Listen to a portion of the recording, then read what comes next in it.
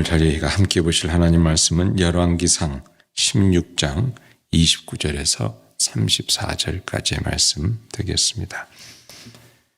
유다의 아사왕 제38년에 오므리의 아들 아합이 이스라엘의 왕이 되니라. 오므리의 아들 아합이 사마리아에서 22년 동안 이스라엘을 다스리니라. 오므리의 아들 아합이 그의 이전의 모든 사람보다 여호와 보기에 악을 더욱 행하여 느밧의 아들 여로보암의 죄를 따라 행하는 것을 오히려 가볍게 여기며 시돈 사람 왕 엣바알의 딸 이세벨을 아내로 삼고 가서 바알을 섬겨 예배하고 사마리아에 건축한 바알의 신전 안에 바알을 위하여 제단을 쌓으며 또 아세라상을 만들었으니 그는 그 이전에 이스라엘의 모든 왕보다 심히 이스라엘 하나님 여호와를 노하시게 하였더라.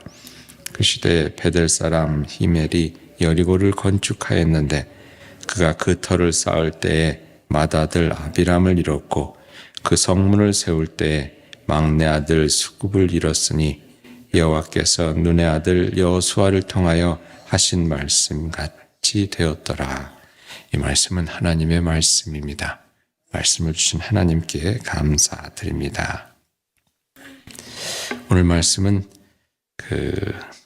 북이스라엘의 아합이란 사람이 왕이 되는 이야기입니다. 아합 왕은 저희 엘리야 선지자를 통해서 이제 또 저희들이 많이 알게 되는데요.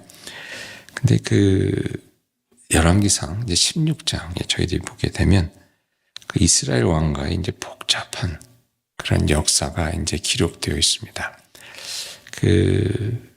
왕이 바뀌는데 이렇게 수도 없이 바뀌는 그런 일이 일어나거든요. 북이스라엘이 이제 솔로몬 왕이 죽고 나서 북이스라엘과 남유다로 나눠지지 않습니까? 북이스라엘의 첫 왕이 여로보암이었습니다. 여로보암이 북이스라엘의 첫 왕이라고 이제 할 수 있겠습니다. 근데 그 여로보암이 죽고 나서 그의 아들 나답이 이제 이어서 왕이 됩니다.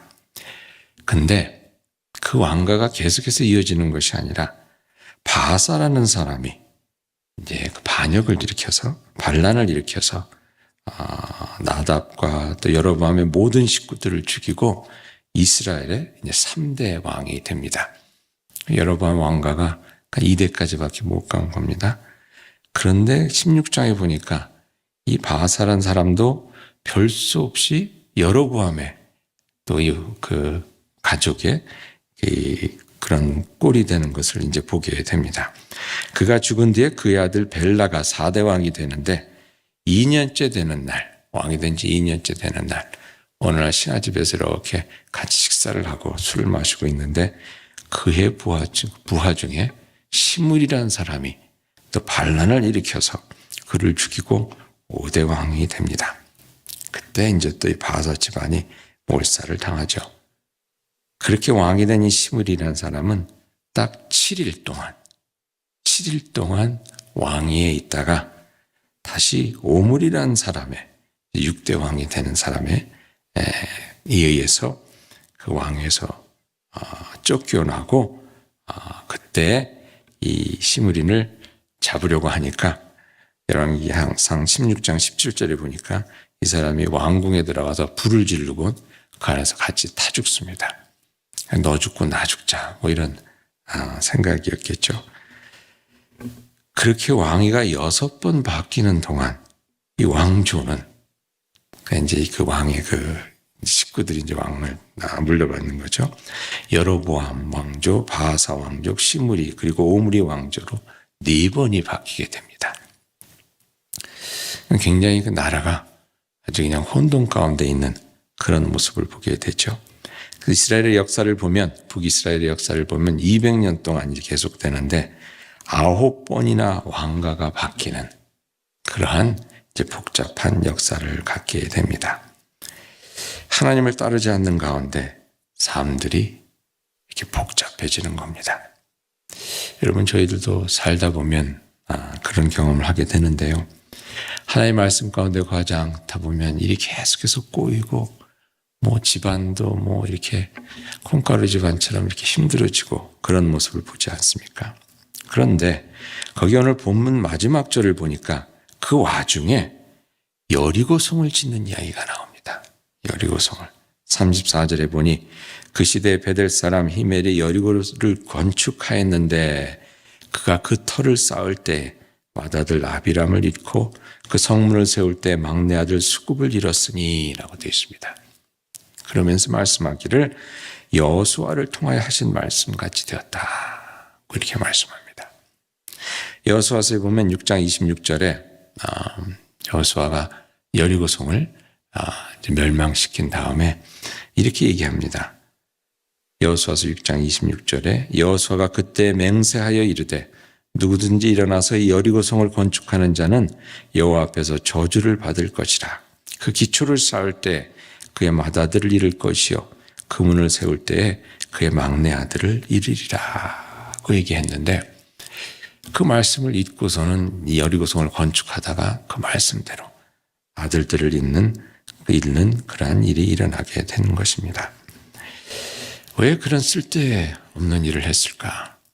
아마 여리고성을 쌓는데 열심히 쌓았을 거예요. 여러분, 성을 쌓는 게 이게 이 장난이 아니지 않습니까? 벽돌을 갖다 놓고 이렇게 해서 다시 성을 쌓았을 때 진짜 열심히 했을 겁니다.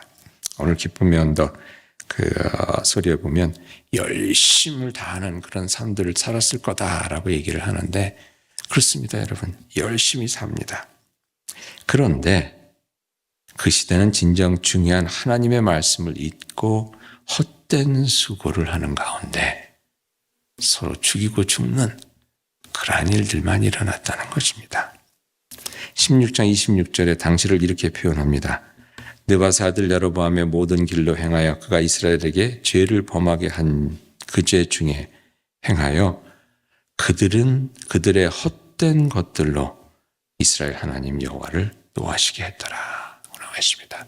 헛된 것들로, 헛된 것들을 쫓아가는 가운데 하나님을 노하게 했다는 것입니다. 헛된 것들을 열심히 쫓아가는 삶. 여러분, 아무리 열심을 내면 뭐합니까? 하나님의 마음을 시원케 해드리는 그런 일이 되어야 하는데 열심히 하나님의 마음만 상하게 하는 일이라면 그처럼 미련한 것이 없죠. 오늘 저희들이 하루를 이렇게 시작하면서 나의 이 열심히 사는 삶이 그냥 하나님의 마음을 시원케 해드리는 건지 하나님의 마음을 답답하게 해드리는 건지 생각해 보았으면 좋겠습니다. 이런 우스갯 이야기가 있습니다. 한양 근처에 살던 어떤 양반이 하루는 서울에 보낼 물건이 있어서 그 종 돌쇠에게 그 전날 이렇게 얘기했답니다. 돌쇠야, 내가 내일 아침 일찍부터 한양을 갔다 와야 되니까 오늘 밤 일찍 자고 준비하거라 그랬어요. 그 다음날 이래서 이제 그 심부름을 시키려고 돌쇠를 찾는데 돌쇠가 보이지 않는 거예요. 아니 아무리 찾아도 불러도 없고 그래서 이는 분명히 오늘 내가 중요한 심부름을 시킨다고 그러는데 이는 도대체 어디 간 거야. 근데 하루 종일 나타나질 않는 거예요. 하루 종일 나타나지 않다가 해가 이렇게 저물 무렵에 저녁 때 그냥 헉헉거리면서 땀을 뻘뻘 흘리면서 이 돌쇠가 나타났어요. 돌쇠한테 야 이놈아, 너는 분명히 한양에 갔다 와야 될 심부름이 있다고 그랬는데 너 지금 어디 갔다 오는 거냐. 그러니까 돌쇠가 숨이 차서 하는 말이 주인님, 저 지금 한양 갔다 오는 길입니다 그러더래요. 한양 갔다 오는 길입니다. 열심히 한양을 갔다 왔는데 주인의 마음이 얼마나 답답하겠어요. 주인의 말을 듣지 않고 그냥 혼자서 이렇게 갔다 왔으니 이게 무슨 소용이 있냐는 겁니까? 저희들의 삶이 열심히 사는데 하나님의 말씀에 순종하지 않고 하나님 말씀 듣지 않고 하나님 말씀 깨닫지 않고 그렇게 열심히 살면 진짜 하나님께서 답답하시겠죠. 땀을 뻘뻘 흘리면서 사는 것 같은데 시키는 일을 해야지. 말씀 가운데 주어진 일을 해야지. 헛된 것들을 쫓고 헛된 일을 위해서 그렇게 열심히 땀을 뻘뻘 흘리며 다녀온다고 한다 그러면 그것이 무슨 소용이 있겠냐는 것입니다. 오늘 우리 삶이 하나님의 말씀에 따라 사는 삶인지 한번 잘 살펴보는 가운데 진정 하나님께 칭찬받는 하나님의 마음을 시원케 해드리는 그런 삶을 살아내시기를 주님의 이름으로 축원드립니다. 같이 기도하시겠습니다. 주님, 오늘도 바쁘게 살아갈 터인데, 주님, 오늘도 힘들게 살아갈 터인데, 우리의 땀 흘림이 우리가 쉼 없이 애쓰는 그 순간순간이 주님의 은혜 가운데 영화롭기를 기도합니다. 하나님을 기쁘게 해드리는 열매로 이어지고 천국에서 기억되는 아름다운 일들 되기를 기도합니다. 혼돈함의 세상 가운데서도 더욱 정신 똑바로 차리고 말씀의 이끄심 가운데 나아가는 주의 사랑하는 백성들, 주의 사랑하는 자녀들 되기를 우리 주 예수 그리스도의 이름으로 기도하옵나이다.